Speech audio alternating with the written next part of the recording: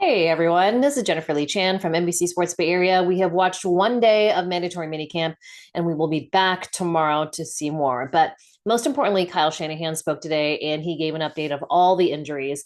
And there are a few that are going to last through training camp, maybe, through the start of training camp. And that is obviously Brandon Ayuk. Brandon Ayuk is in the middle of it, is what Kyle Shanahan said.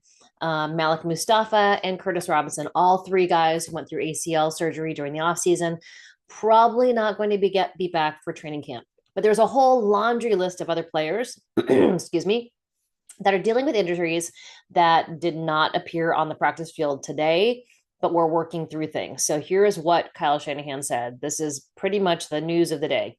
All right, Jair Brown had ankle cleanup surgery. They are expecting him back by training camp. Ricky Pearsall, hamstring injury, nothing serious. He's pretty good. They were just being safe. He'll be good to go by training camp. Alfred Collins, his calf injury that happened before the draft, pretty good now. They're being smart with him. He should be ready to go by training camp. Andre Dillard, that's an offensive lineman, had his ankle scoped, so he'll be good by training camp. Joan Jennings, also, I saw him running on the side field. He has a calf injury, nothing serious. He'll be ready for training camp. Yetur Gross-Matos, some old knee wear and tear. He said they're just being smart with him. He'll be fine by training camp. Trent Taylor had his back injury, so he is on IR, so he won't be back. Kyle Williams just had a tight hamstring, so he was working on the side field again with trainers. He could have gone this week, but they're just holding him for training camp. So all of those guys that are dealing with kind of little nicks and little soft tissue injuries, those guys will all be back for training camp, hopefully. That is the plan. But the three that are dealing with ACLs, and that's Brandon Ayuk, Malik Mustafa, and Curtis Robinson, they're all still dealing with the ACL recovery. So this is what Kyle Shanahan said about Brandon Ayuk. He's making his way back. He's still in the middle of it, so he's working through that. He's been around. He's been rehabbing for the most part. He's been out to some practices. It was good to have him out there today. So I did see Brandon Ayuk out with the wide receivers running around. He was kind of like an auxiliary coach, not running per se, but doing some, light movement. And he looks, like he looks better to me with his legs going completely straight than Malik Mustafa, who had the surgery later, right? So Malik Mustafa had his surgery. Obviously, he played through the final game. And then injured his ACL, didn't even realize it was torn, and then had surgery after that. So Brandon Ayuk is much further along in his recovery, straightening out. I was watching him walk, and it was after we couldn't film anymore. So I was watching his knees, and he is straightening out both legs completely. So he's further along in his rehab than Malik Mustafa is. So, who knows when he'll be back, but he also had ACL, MCL damage. So it remains to be seen. Probably get a better idea around training camp where he might fall into being ready for, coming back to practice. I don't think it's for week one. I think it's going to take him a little time. Same with Malik Mustafa and Curtis Robinson. I spoke to Curtis Robinson back at the NFL Honors show back at the Super Bowl, and he said he's feeling great. His knee's coming back really nicely, but obviously being able to walk and function totally different than being able to play football. So those are the injury updates. We spoke to Trent Williams, who it's the first time we spoke to him since this offseason, since last season. So it was good to see Trent Williams, and kind of fun to talk to him. He always has a great attitude, and he's fun to talk to when he's talking to media. So but we did ask him about Brock Purdy and what he thinks about Brock. And I know he's one of, he protects his blind side, one of the biggest advocates for Brock Purdy.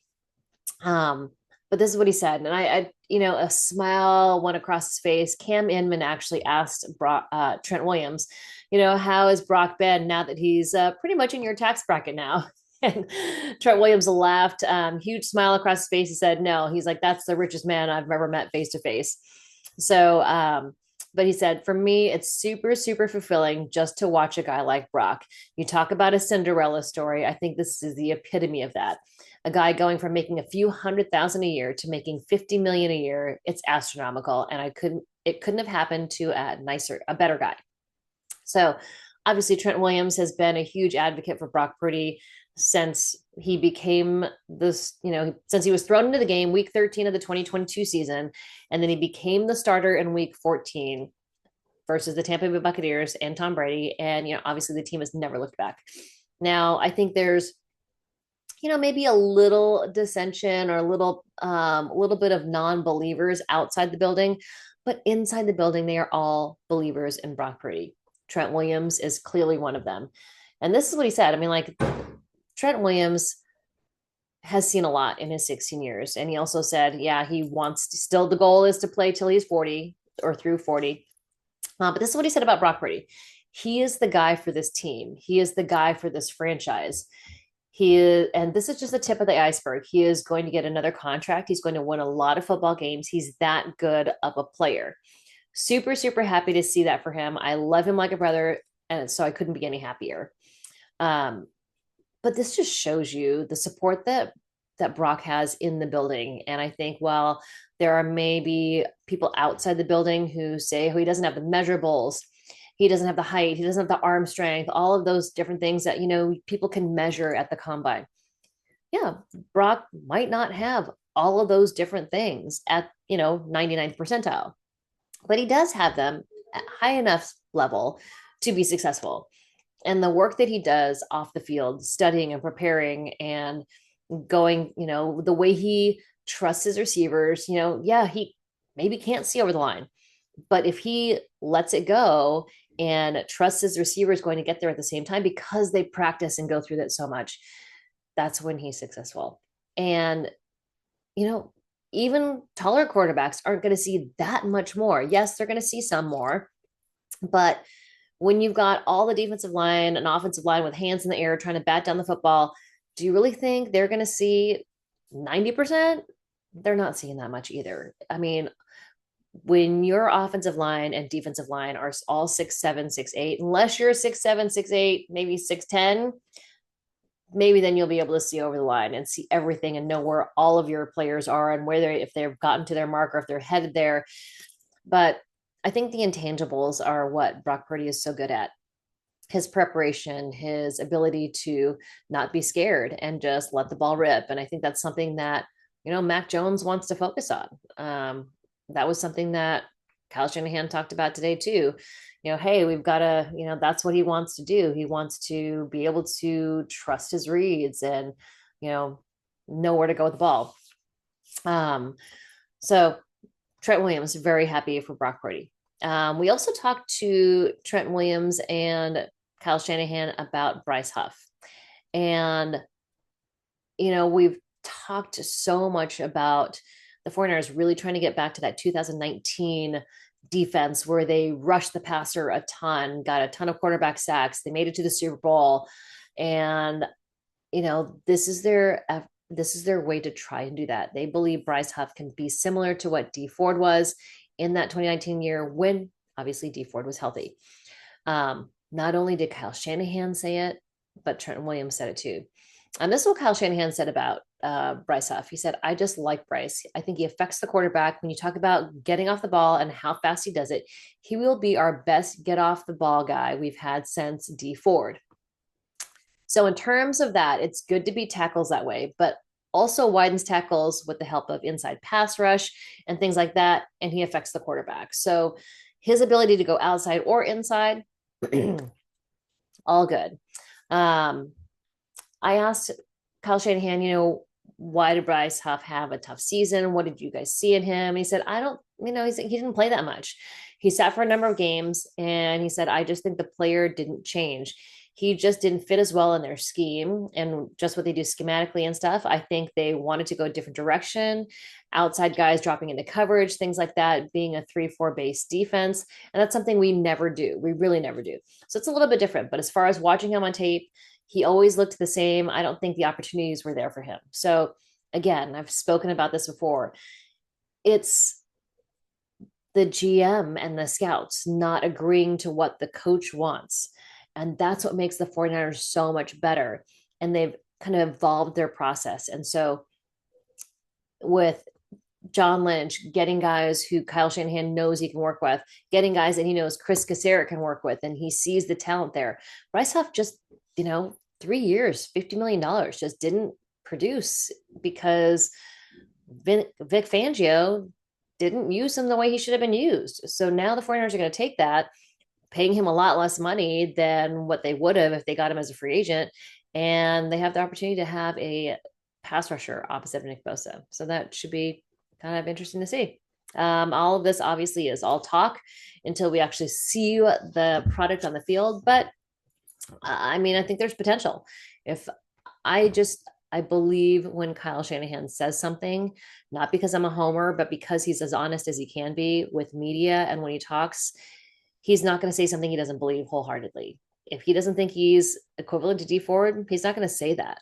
But if he's seeing flashes of D Ford from Bryce Huff, I mean, he talked about CJ West being a DJ Jones comp. He talked about, other guys being comps for other players, not necessarily that, Upton Stout being a K'Wan Williams comp. Obviously, these are not the same guys, but the fact that he can see those things, I mean, he's been in football his entire life. So when Kyle Shanahan says something, I take it seriously.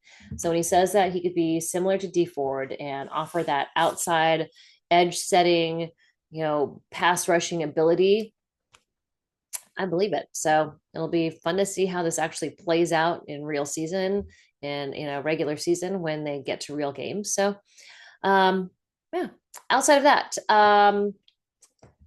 Jake Moody did kick some field goal state. It's the first time Jake Moody has kicked in front of the media during this offseason.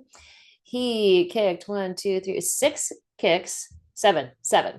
And here's how they turned out. And again, this is the first time he's kicked in front of media the entire offseason.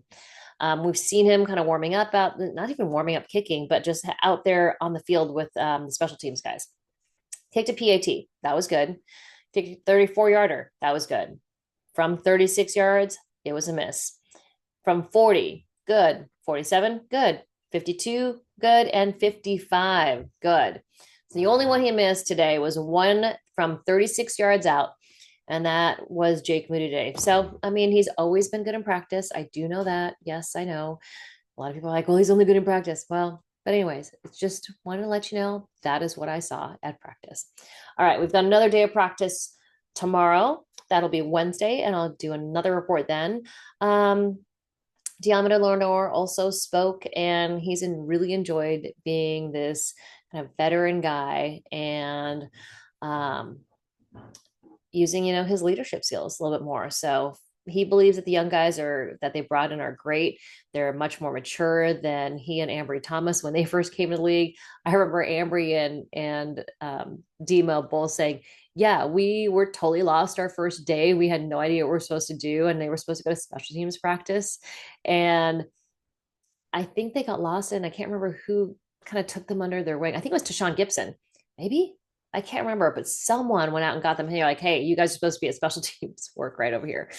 So just think about what, where Demo has come from and how far he's come, I guess, where, it's a cool path. The fact that he signed a huge mega extension as well. So always congrats to Demo, and he's come a long way from being a 5th round pick, I believe.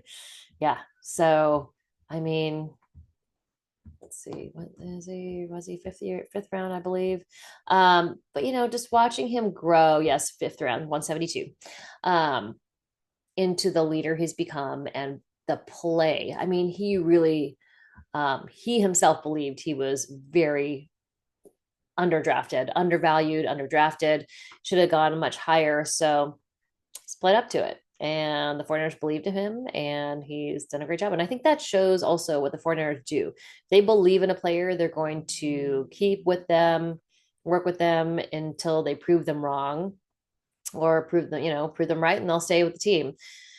We've seen a few prove them wrongs, but for these guys that are, late round draft picks that the 49ers have had that are successful, it's cool to see their story.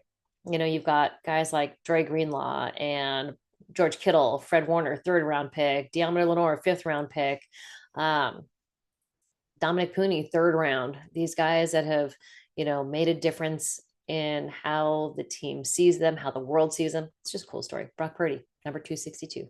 Now, $53 million a year, man. All right, everybody. That's all your news for today. I'll be back with you tomorrow for more updates.